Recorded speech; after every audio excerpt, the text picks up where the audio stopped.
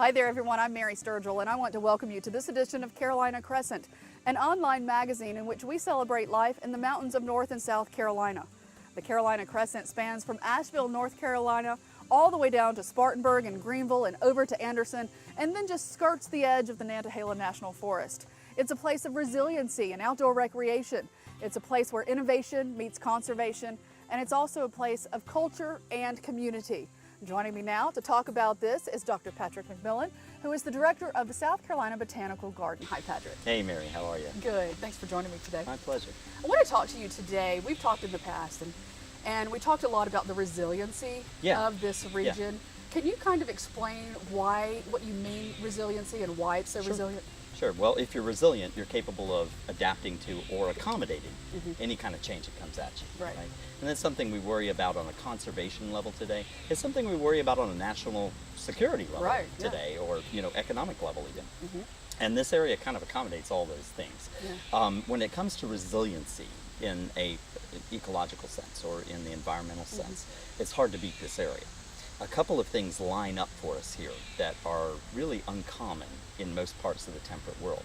One, we're in an escarpment, okay? So it allows us to have all of these climatological variations. If you get hot in the summertime and you happen to live in Greenville, Greenville, South Carolina, what do?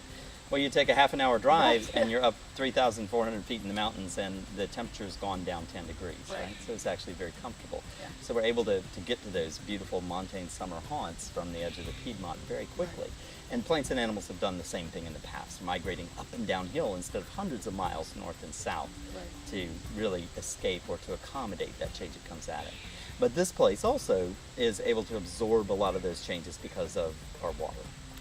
Yes, the rivers and lakes. Yeah, and so when you think about the fact that we are sitting on the southern edge of the Blue Ridge Escarpment region, our escarpment here runs more or less east-west instead of north-south. And that captures a lot more moisture out of the Gulf of Mexico. And all that moisture means that we have the most reliable water anywhere in the eastern United States. And water is life. And water is life. Yeah. We have more of it than anywhere in the eastern United States. We have the highest dependable rainfall here, right in this southern Blue Ridge Escarpment region that we've been talking about. And so that's really important for buffering temperature. It's really important for providing the moisture that plants and animals need to survive. And it's been very important in carving the dramatic landscapes and the waterfalls. We have more waterfalls within 20, 30 miles of us here than you have anywhere else in eastern North America. We're talking day trips that you could go take a 10 in some cases, 10-minute hike and be in one of the most beautiful places on Earth. And you can easily see 4, 5, 6 major waterfalls in just one afternoon. So it's an incredible place from that standpoint of having that water.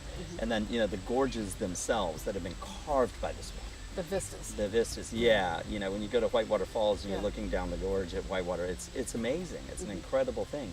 And that same scene is repeated on the horse pasture, the Toxaway, the East Totowe, over and over again as we work our way all the way up to Hickory Nut Gorge and and the edge of Linville.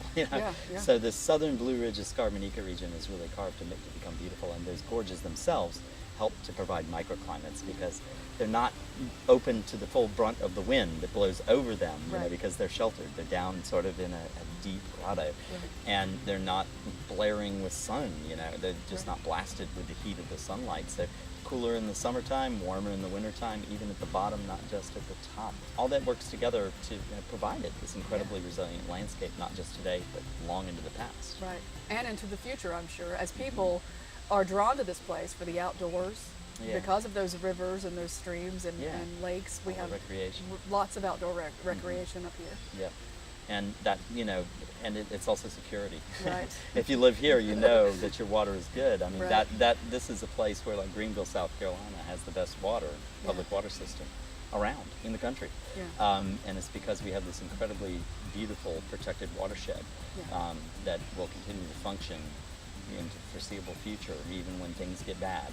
Here, life finds a way. Right. And that's really when we're talking about innovation meets conservation, you're talking about that water conservation right there as well. Right, and we have a system like with the city of Greenville, the city of Asheville, where we have preserved watersheds which protect these forested slopes that give us this incredible water quality that's unmatched. Here you turn on the tap, and even if you're on city water, it's this incredible resource that's being piped into your home, and the water's reliable, it's here. It's something that's here to stay.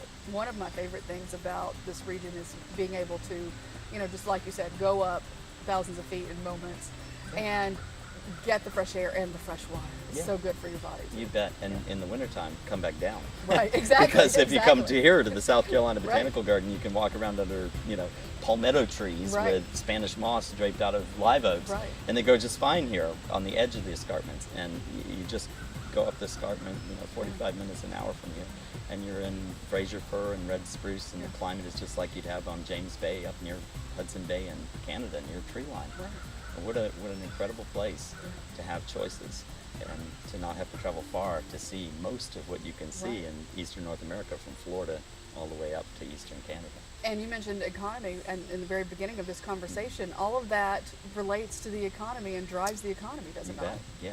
If you have reliable water, if you have beauty, if you have options, and you have recreation, you've got an economic driver. So making sure we can do a good job conserving this southern Blue Ridge Escarpment ecoregion to provide those places where people can depend on for life and depend on for the good things in life in far into the future is that really quality critical. of life. Yeah, really critical. We're lucky to have so much of it preserved here in the southern Blue Ridge Escarpment ecoregion. And it's the reason why businesses are flocking. Exactly. Just quality of life. Very, very important. Patrick, thank you so much for joining us. My pleasure. Today, we appreciate that, and thank you for joining us for this edition of Carolina Crescent. Make sure you get out there and enjoy this journey. Until next time, I'm Mary Sturgill.